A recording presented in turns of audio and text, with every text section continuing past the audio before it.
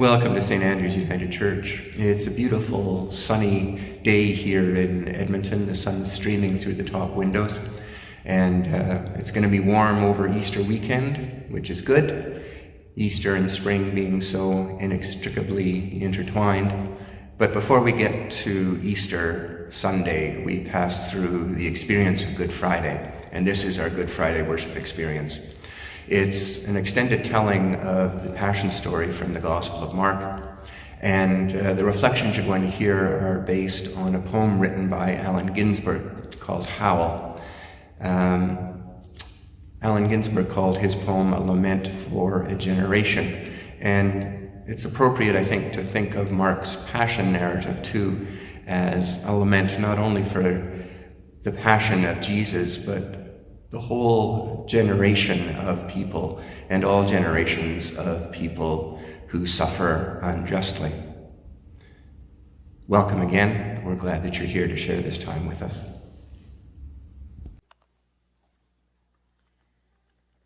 They took Jesus to the high priest, and all the chief priests, the elders, and the scribes were assembled. Peter had followed him at a distance, right into the courtyard of the high priest, and he was sitting with the guards warming himself at the fire. Now the chief priests and the whole council were looking for testimony against Jesus to put him to death, but they found none. For many gave false testimony against him, and their testimony did not agree. Some stood up and gave false testimony against him, saying, "We heard him say, 'I will destroy this temple that is made with hands, and in 3 days I will build another not made with hands.'" But even on this point, their testimony did not agree. Then the high priest stood up before them and asked Jesus, "Have you no answer? What is it that they testify against you?" But he was silent and did not answer. Again the high priest asked him, "Are you the Messiah, the Son of the Blessed One?" Jesus said, "I am. And you will see the Son of Man seated at the right hand of the power and coming with the clouds of heaven." Then the high priest tore his clothes and said, "Why do we still need witnesses? You have heard his blasphemy. What is your decision?" All of them condemned him as deserving death. Some began to spit on him, to blindfold him, to strike him, saying to him, "Prophesy." The guards also took him over and beat him. While Peter was below in the courtyard, one of the servant girls of the high priest came by. When she saw Peter warming himself, she stared at him and said, "You also were with Jesus, the man from Nazareth." But he denied it, saying, "I do not know or understand what you are talking about," and he went out into the forecourt. Then the cock crowed. And the servant girl, on seeing him, began again to say to the bystanders, "This man is one of them." But again he denied it. Then after a little while the bystanders again said to Peter, "Certainly you are one of them, for you are a Galilean." But he began to curse, and he swore an oath, "I do not know this man you are talking about." At that moment, the cock crowed for the second time. Then Peter remembered that Jesus had said to him, "Before the cock crows twice, you will deny me 3 times." And he broke down and wept.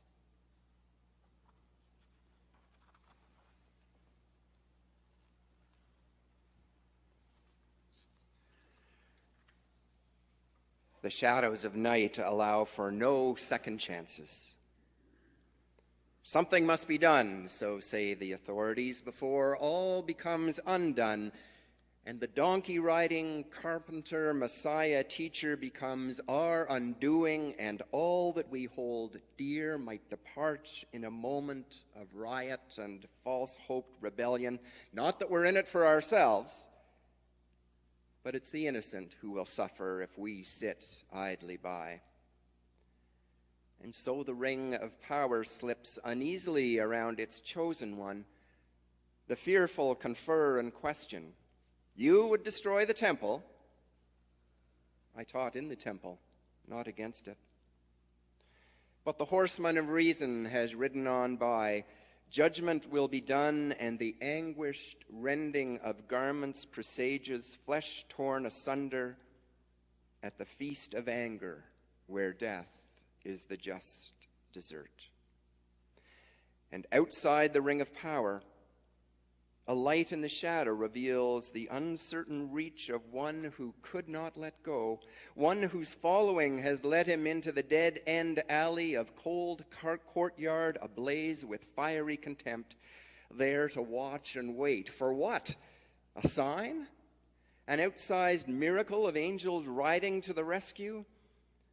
But Peter's flowing tears, like water gushing from a rock, cannot wash away the sting of denial and betrayal in the shadows of night that allow for no second chances.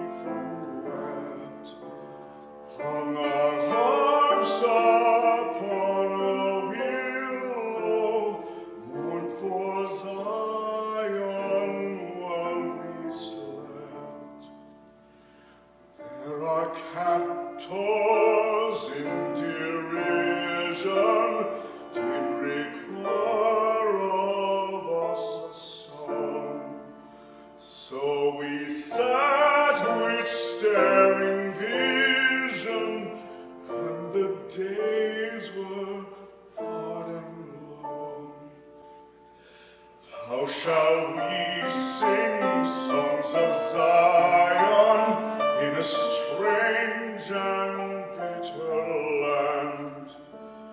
Can our voices veil the sorrow? O God, hear your lonely band.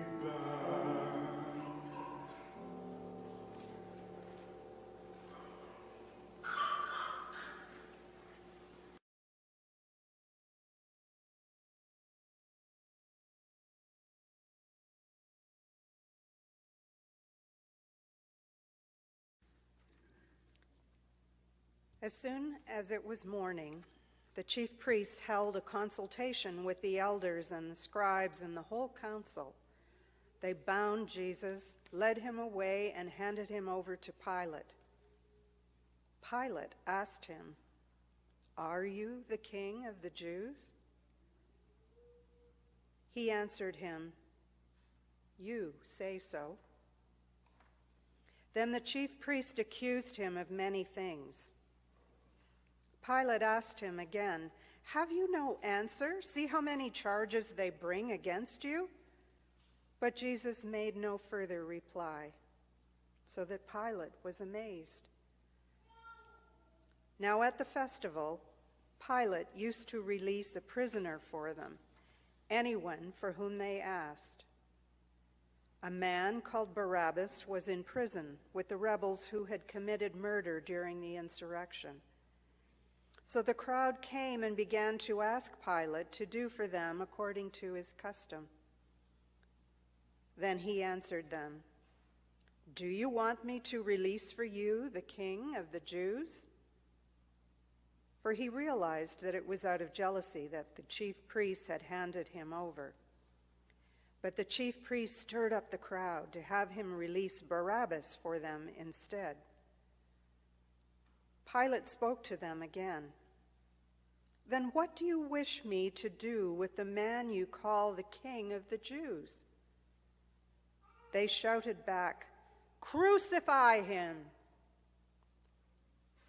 Pilate asked them, "Why? What evil has he done?" But they shouted all the more, "Crucify him!"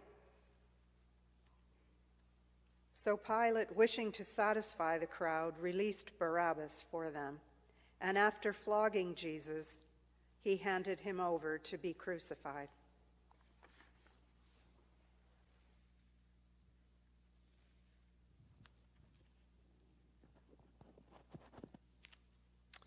Now it's the morning after the night before. Day breaks a darkness which only grudgingly gives up her hold on a world seething with intrigue. Hastily hatched plots, a blood-red sky heats a world swaying to the beat of Pilate's passionless rationality. Why you? Why now? He asks the one standing before him, though he could just as easily be asking, why me, wasting my time on your kind who thought you had something to say? Say the word, says Pilate. Together we can see this thing through.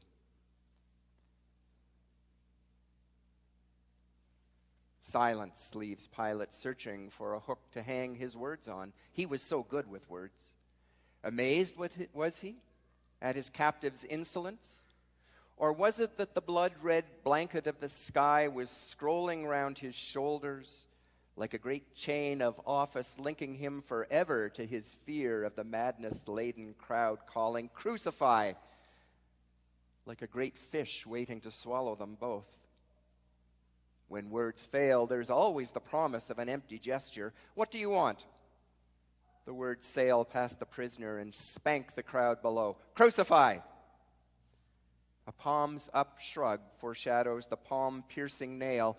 The captive, hands up, handed over like one more file in the outbox, one less thing to worry about. And there, just on the horizon, a fingernail of black creeps into the crisp crimson light, pointing the way to Golgotha.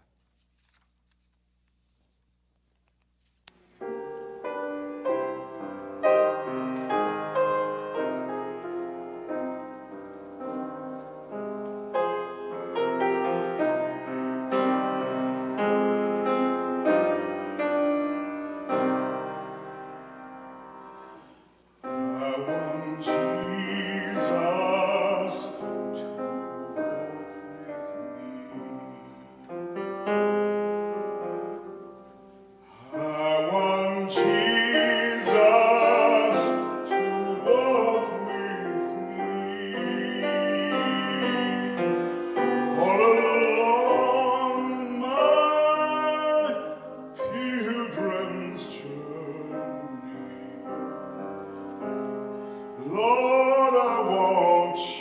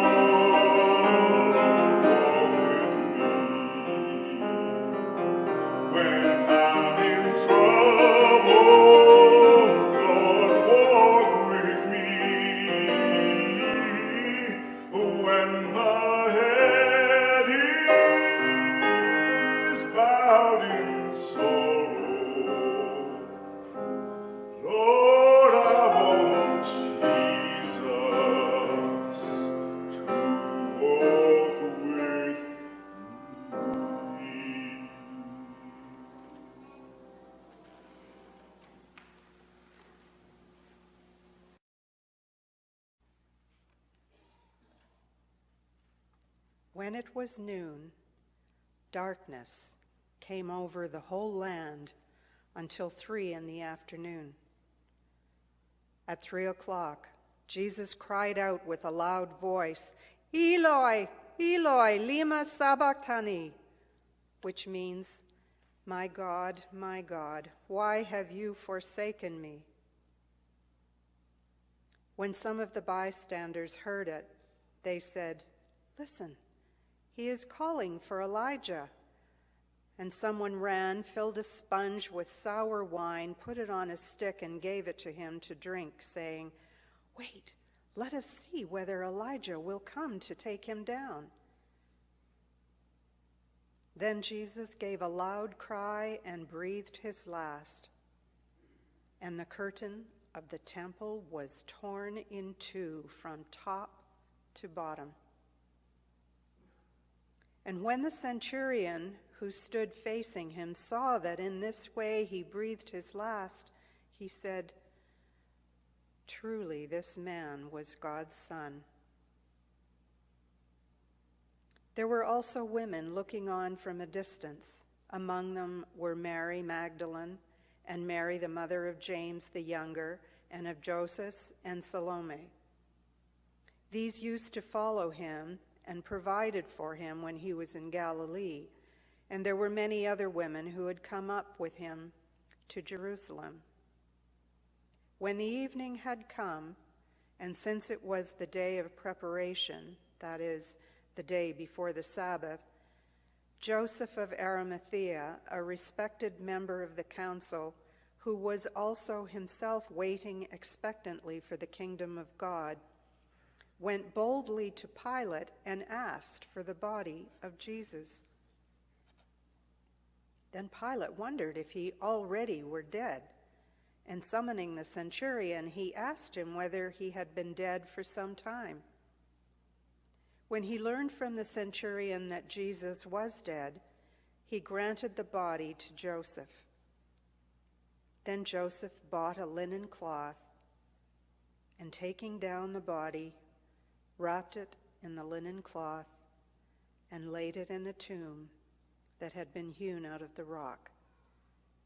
He then rolled a stone against the door of the tomb. Mary Magdalene and Mary, the mother of Joseph, saw where the body was laid.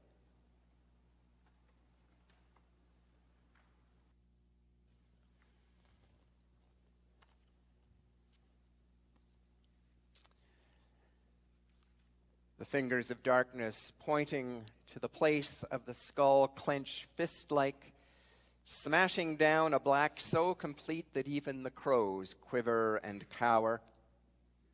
And in the temple, the oddest of oddities, the torn curtain fluttering in the stillness as though God's own last breath was parting the place between death and life. And frozen in time, the women, the soldier, and Joseph, all witnesses to the place where the body is laid. For they shall return and bring the future with them, and when they do, life changes forever. But for now, hope lies buried beneath the rock of ages, awaiting the timeless forgetting. The crowd disperses like a mustard seed, caught in the draft of wind and dark, and Pilate shrugs again as if to say, "It is finished." Friday gives way to the stillness of Saturday. Except that, however, but, nevertheless,